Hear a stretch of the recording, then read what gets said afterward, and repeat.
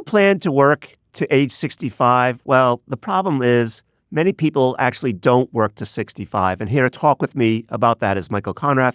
He's the Chief Retirement Strategist at JP Morgan Asset Management. Mike, welcome. Thanks. It's a pleasure to be here, Bob. So it's the new 2025 Guide to Retirement is out. It's chock full of great information and statistics. We're going to go through some of these statistics, and I also want you to make sure that we provide our folks with some actionable advice as we go through these stats. And the first one that I want to tackle is what I just mentioned, is that many people say they want to work to age 65, but your statistics show that 70% of them say they do, but less than 30% actually make it to 65. The vast majority retire by 62. Correct. It's a big gap, Bob, and it just shows people have plans and then life comes at them and things change. And sometimes we make decisions that around retirement that are our own and within our control. And there's other things that, you know what, I'm downsized at my company, or now I'm a caregiver for a loved one or a spouse.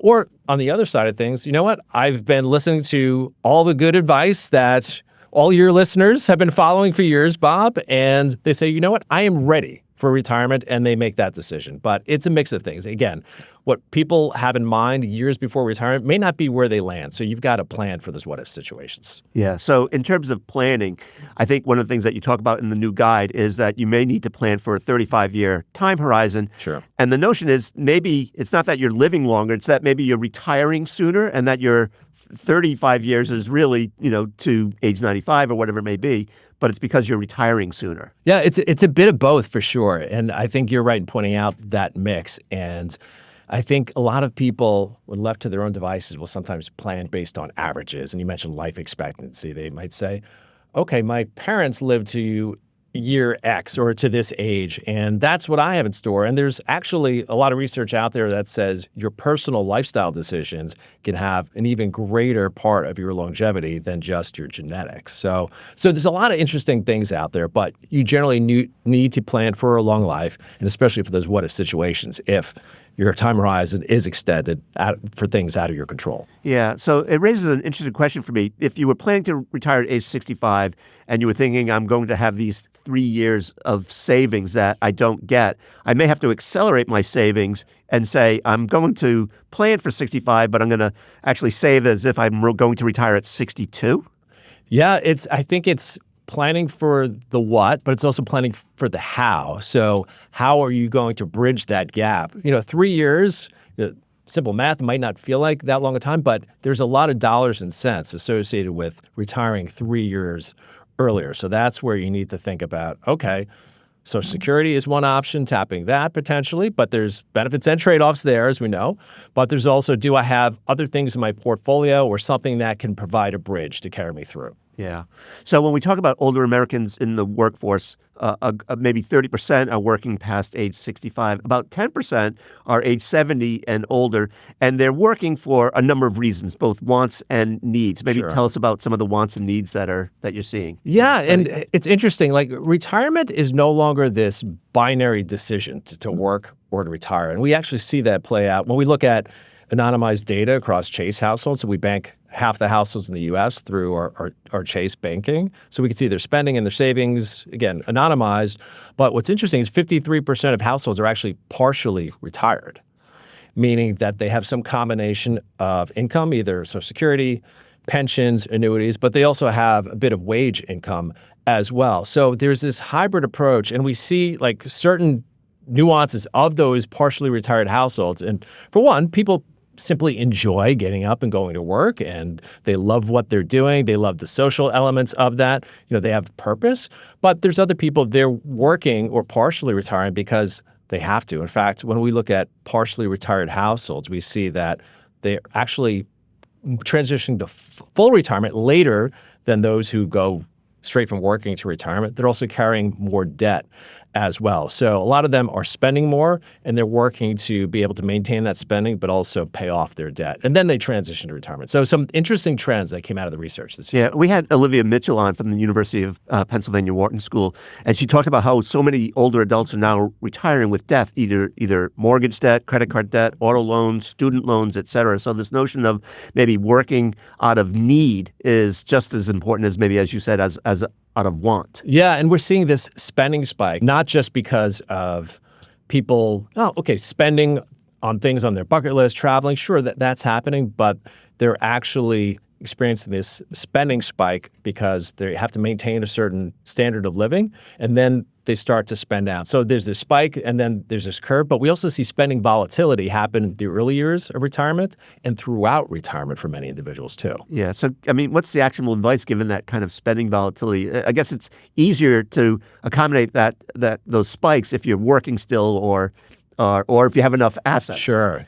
Yeah, and some people have one or the other or both, but I think that's where there's an opportunity to look, first of all, speaks to the need for flexibility in your strategy and the vehicles you're using, but also I think there's an opportunity to explore guaranteed income options, whether that is something that's offered in plan through a target date fund or on a standalone basis, annuities, just again, something that could help bridge a time period if you're not working or if you do need more income for a certain period of time as well. Yeah. So here I've got your guide, yes, filled with Post-it notes. And one of the topics that I wanted to talk about in the guide is this notion of income replacement needs. And generally, people are told you should plan on retiring around with 70 to 80% of your pre-retirement income. But your research seems to suggest that there's a wide range of income replacement rates based on your income. Sure. And what we found, what was really interesting, Bob, this year is when we did a refresh of our replacement rate research,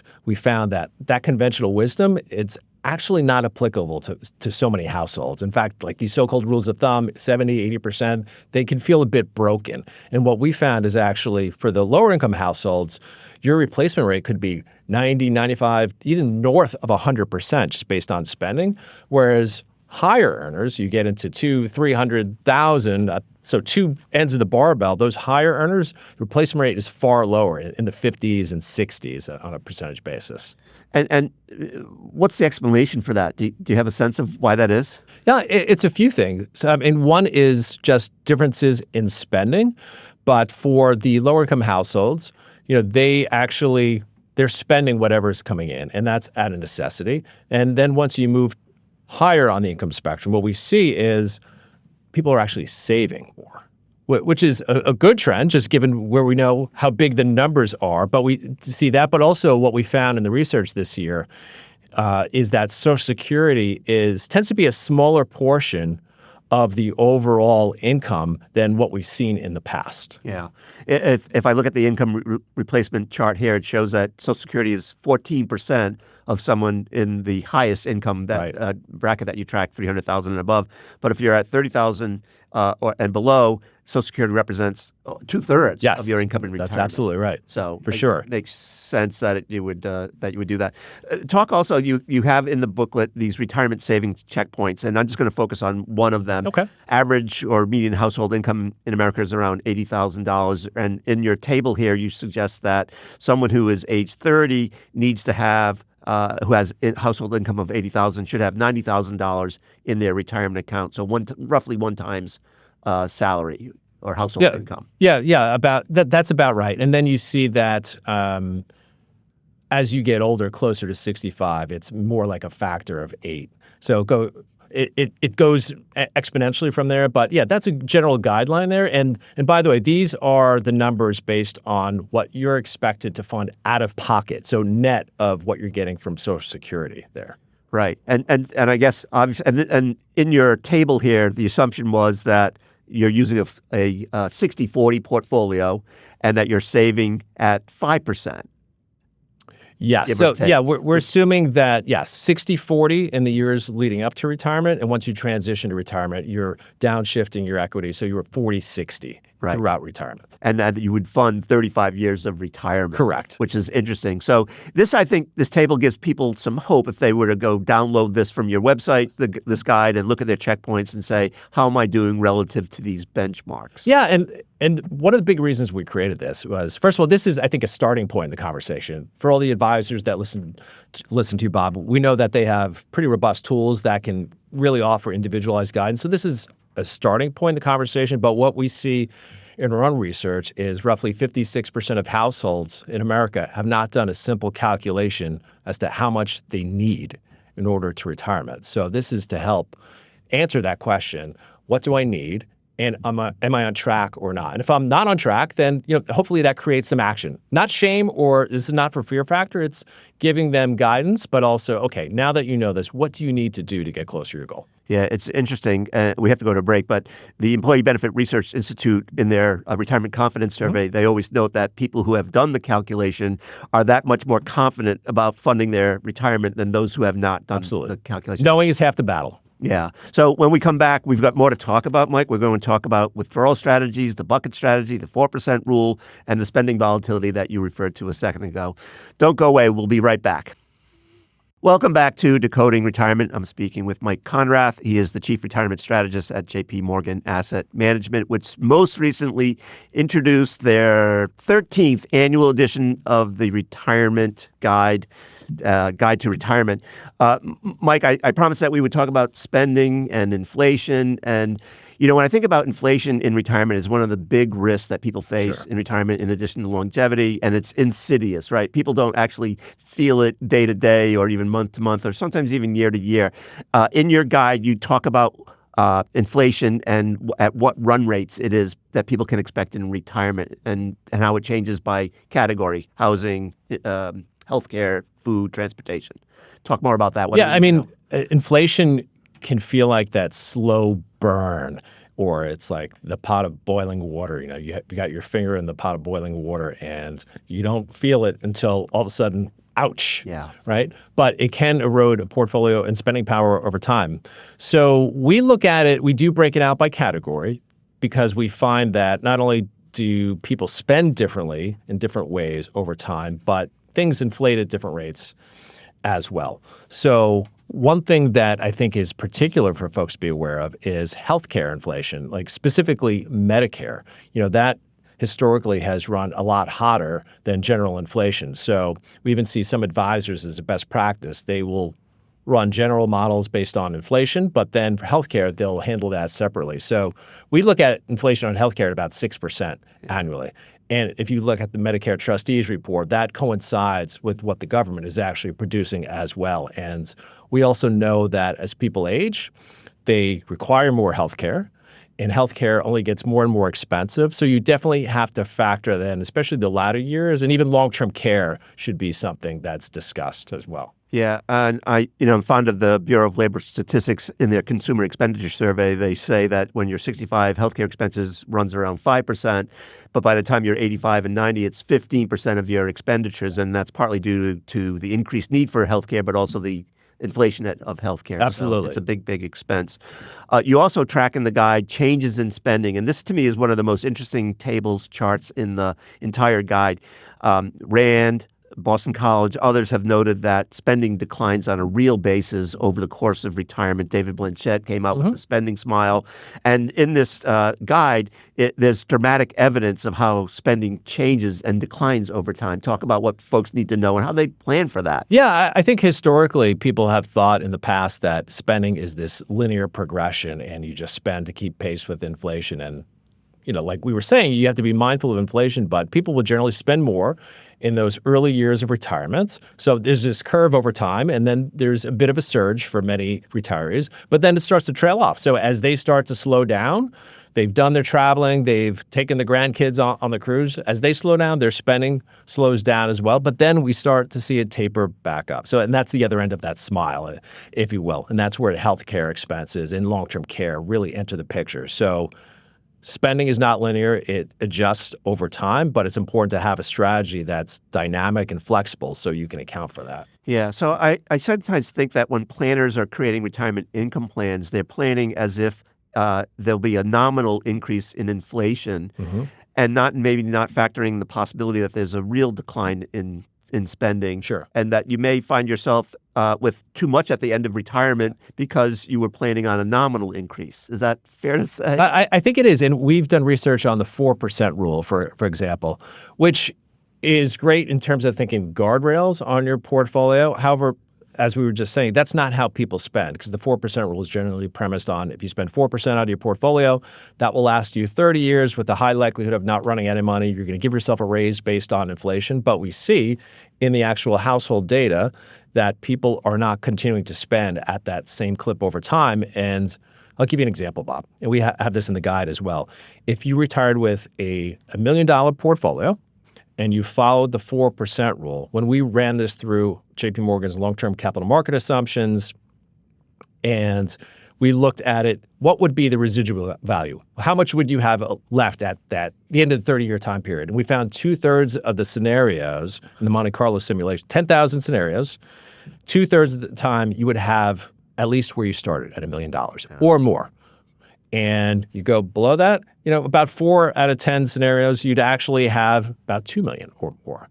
So again, great guardrails for not running out of money, but recognizing that many people have multiple goals. And if legacy is in there, that's great. But I think that's where you have to balance longevity risk with lifestyle risk, not spending enough or having the confidence to spend the money that you've rightfully earned. Yeah.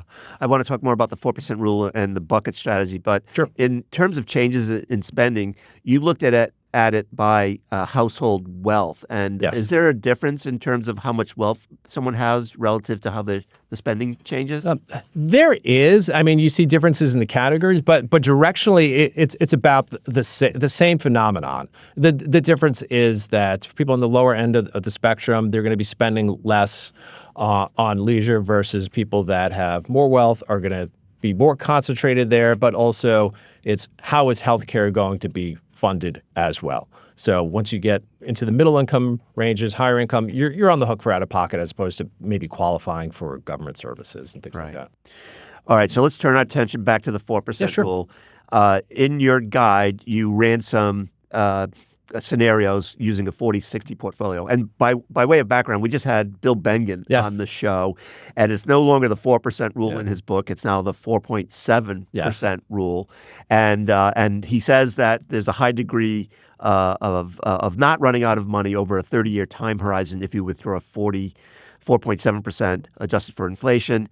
And you use a 60-40 portfolio, roughly a 60-40 portfolio. But in your study here, it seems to suggest that at 4%, you have a somewhat decent chance of not outliving your assets. Yeah, between 35, 40 years, perhaps. So 4% rule does generally work if your primary metric is not running out of money, but it's for all those other reasons, just how much money is left at the end, and also is this how people actually spend over time? Yeah. So at 5% and 6%, at 6%, you're going to run out of money a little after 20 years, and at 5%, a little after 25 years. So so rolling the dice. Yeah. So, and he is the OG of that rule. So that rule, that 4.7, is probably in line with what we uncovered as well. But again, just thinking of how households are actually spending what they're doing, it doesn't always align with that. Yeah. So in the guide, you say, well, compare the 4% rule to the bucket strategy. And I'm a big fan of the bucket strategy for lots of reasons. I want to hear why you feel that it's perhaps a better strategy. But I'm also reminded of some research that Joe Tomlinson had done some years ago where he compared the two and said it's really a preference thing. I can't really determine which is better than the other. It's perhaps how you feel about it. So, yeah, and I think, it's a great point. How you feel influences how you will act too. And what I mean by that is with a bucket strategy, so one of the benefits of the bucket approach is that it helps from a mental accounting perspective. So when you see volatile markets, you at least have some confidence that, okay, my short-term needs, my monthly bills going out to the next 3 years, for example, I'm covered. And if I know I'm covered there and I have enough put aside, then I'm less likely to focus on the investment components of my portfolio. So cash equivalents work great for that first bucket, but it gives people the confidence to get invested and stay invested for the longer term parts of their portfolio. Yeah. So when I think about the short-term bucket, I also think about this notion of trying to manage and mitigate the risk of sequence of return risk. Sure. And which I do by having a bucket that's in safe, secure, riskless, perhaps assets. Yeah. Now, sequence return risk is real. And we actually, in our participant research that we produced this past fall, we found that retirees are most concerned about market volatility at 2 points: the year right before they retire and the first few years that follow. Rightfully so, because as we know, if they experience bad returns early on in retirement, then it's going to be that much harder to make up for it. And just think of it. If someone has $1,000, and I'm using extreme examples here, purely hypothetical, $1,000, and their portfolio goes down 50%, they're now at $500. They now need 100% rate of return to get back up. So it's not so much average annual returns. And back to what I was saying earlier, like people focus on averages. They're really meaningless when you have cash flows or when you're spending out of a portfolio. It's the path or the sequence that really matters. Yeah, I often think of this notion that we talk about the law of large numbers, but it's really the law of one number, and it's your number. Yes, it is your number, and it's an important one. And it's your number. So in the book, you talk about the 4% rule. We talked about the bucket strategy as a way to create a retirement income portfolio. You also talk about something called goals-based planning. Yes. And how do all those three square up? Are they different or not? No, I think they're interrelated. So if you think about goals-based planning, you can, in essence, so people at an individual level, people have goals. Okay, I want to fund my children and my grandchildren's education. Of course, I want to be able to fund my retirement. I want to pay for my daughter's wedding. There's things on their list. Those are the goals. And I think, where the bucket strategy comes to place is, okay, when are you funding that vacation? When are you going to need to fund that wedding? And thinking of those goals and bucketing them short-term, medium, and long-term. So I think they are directly related. And I think it helps people understand how. So if I'm an advisor, I want people to know the asset allocation that we selected is tagged to a specific goal. Yeah.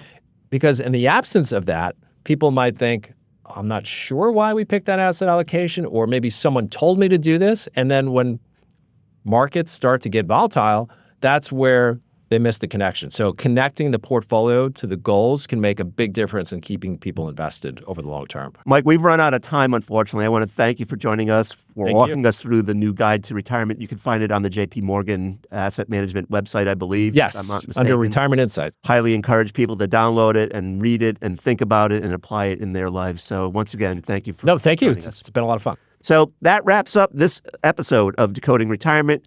I hope we provided you with some actionable advice to help you plan for or live in retirement.